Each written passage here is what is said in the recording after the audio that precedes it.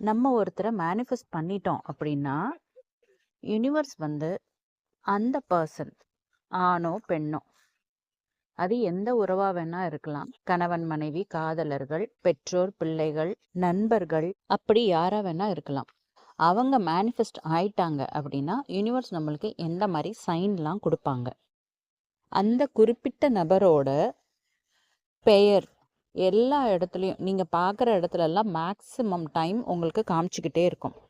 உதாரணத்துக்கு ஒரு ஷாப்போட நேமாக இருக்கலாம், நியூஸ் பேப்பரில் பார்ப்பீங்க, டிவியில் பார்ப்பீங்க. ரேண்டமாக நீங்கள் எங்கேயாவது கிராஸ் ஆகி போகும்போது யாராவது ஃபோனில் பேசுவாங்க. அப்போது அந்த நபரோட நேமை சொல்லி யார்கிட்டயாவது பேசுவாங்க. அது நம்ம காதில் விழும். அந்த குறிப்பிட்ட நபர் சம்பந்தப்பட்ட பொருட்களை பார்ப்பீங்க. அவங்க போட்டிருக்கிற மாதிரியே வாட்ச், ஷூ, ட்ரெஸ்ஸு, அதாவது அந்த நபரை நினைவூட்டக்கூடிய சில பொருட்களை உங்களுக்கு காமிக்கும். அடுத்தது அவங்க கிட்ட ஒரு வாசம் இருக்கும். ஒவ்வொரு மனிதர்களுக்கும் ஒவ்வொரு வாசம் இருக்கு. ஒன்று அவங்க யூஸ் பண்ணுற பர்ஃப்யூமாக இருக்கலாம், இல்லை அவங்க யூஸ் பண்ணுற சோப்பாக இருக்கலாம், எதுவாக வேணா இருக்கலாம். அதே வாசம் உங்களுக்கு எங்கேயாவது நீங்கள் முகர்ற மாதிரி ஒரு சுச்சுவேஷன் இருக்கும். அதே மாதிரி ஒரு பர்ஃப்யூமோ சென்ட்டோ யூஸ் பண்ணுற மாதிரி ஒரு பர்சன் உங்களை கிராஸ் பண்ணி போகிறதோ, இல்லை உங்களோட ஃப்ரெண்டாக வர்றதோ, அந்த மாதிரி ஏதாவது ஒரு பஸ்ஸில் ட்ராவல் பண்ணும்போது கூட அதே வாசம் வந்து உங்களுக்கு அவங்கள நினைவூட்டும். அடுத்தது அவங்களோட டேட் ஆஃப் பர்த்.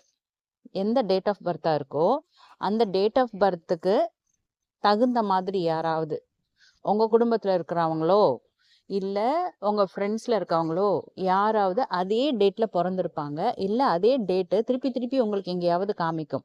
அப்படி இருக்கும்போது இதுதானே அந்த பர்சனோட பர்த்டே டேட்டு அப்படிங்கிறது உங்களுக்கு நினைவு கொண்டு வர மாதிரி அந்த டேட் உங்களை நினைவூட்டும். அடுத்தது கலர்ஸ். அவங்களுக்கு பிடிச்ச கலர் ஏதாவது ஒன்று இருக்கும். எல்லோ, ரெட்டு, க்ரீனு அதுதான் எனக்கு பிடிக்கும்னு சொல்லி அடிக்கடி அதே மாதிரி சுடிதார் போட்டுக்கிறது, இல்லை அதே கலரில் ஷர்ட் போட்டுக்கிறது, அது மாதிரி அவங்க சொல்லுவாங்க. நீங்கள் கேட்டாலும் உங்களுக்கு எந்த பிடிச்ச கலர்னு சொன்னால் ஃபஸ்ட் எடுத்தோடனே அந்த கலர் தான் சொல்லியிருப்பாங்க. அந்த கலர் இப்போது அது ஷர்ட்டாக காமிக்கலாம், ஒரு டீ குடிக்கிற கப்பாக காமிக்கலாம், எப்படி வேணால் எந்த பொருளாகவும் காமிக்கலாம். அதை பார்த்தா அடுத்த நிமிஷம் நீங்கள் என்ன யோசிப்பீங்கன்னா, அட அவங்களுக்கும் இந்த கலர் தானே ரொம்ப பிடிக்கும் அப்படின்னு நினைப்பீங்க. அடுத்தது ரொம்பவே ஆச்சரியமான ஒரு விஷயம், உங்களோட ஆசைகளை அட்ராக்ட் பண்ணுறதுக்கும் நெகட்டிவிட்டிஸ் ரிமூவ் பண்ணுறதுக்கும் இந்த லா ஆஃப் அட்ராக்ஷன் கிளாஸ் ரொம்பவே யூஸ்ஃபுல்லாக இருக்கும். Law of attraction life coach இப்போ ஜனவரி பேட்ச் ஸ்டார்ட் ஆக போகுது. விருப்பமுள்ளவர்கள் இந்த நம்பருக்கு வாட்ஸ்அப் பண்ணி டீட்டெயில்ஸ் வாங்கி ஜாயின் பண்ணிக்கோங்க. நீங்கள் எந்த பர்சனை மேனிஃபெஸ்ட் பண்ணியிருக்கீங்களோ அதே மாதிரி பர்சன் உங்கள் கண்ணில் காமிக்கும். அது திரும்ப திரும்ப காமிக்கும். அவங்க தானோ நீங்கள் உத்து உத்து பார்த்து ஏமாந்து போயிடுவீங்க. சில பேருக்கு அவங்களோட கனவுலையே வந்து அந்த பர்சனோட ஃபேஸ் காமிக்கும். இல்லை அந்த பர்சன் ஏதோ பேசுகிற மாதிரி, இல்லை அவங்களுக்கு ஏதாவது ஒரு பிரச்சனை இருக்கிற மாதிரி, அதை அவங்க சால்வ் பண்ணுற மாதிரி, இல்லை இவங்க அவங்கக்கிட்ட ஏதாவது பேசிகிட்டு இருக்கிற மாதிரி ஏதாவது ஒரு கனவு, அந்த பர்சன் சம்மந்தப்பட்ட கனவு வரும். அடுத்தது நீங்கள் தியானம் பண்ணுறவங்களா இருக்கிறீங்க, உங்களுக்கு தியானம்லாம் பண்ண வரும் அப்படின்னா நீங்கள் கண்ணை மூடி உட்காந்து தியானம் பண்ணிட்டு இருக்கும் போது அவங்களோட முகம் தெரியும். அடுத்தது எங்கேயாவது கோயிலுக்கு போகிறீங்கன்னு வச்சுக்கோங்களேன், கோயிலில் வந்து அர்ச்சனை பண்ணுறதுக்கு பெயர் கேட்பாங்க. அப்போது நீங்கள் உங்களோட ஃபேமிலியோடு நீங்கள் போயிருப்பீங்க.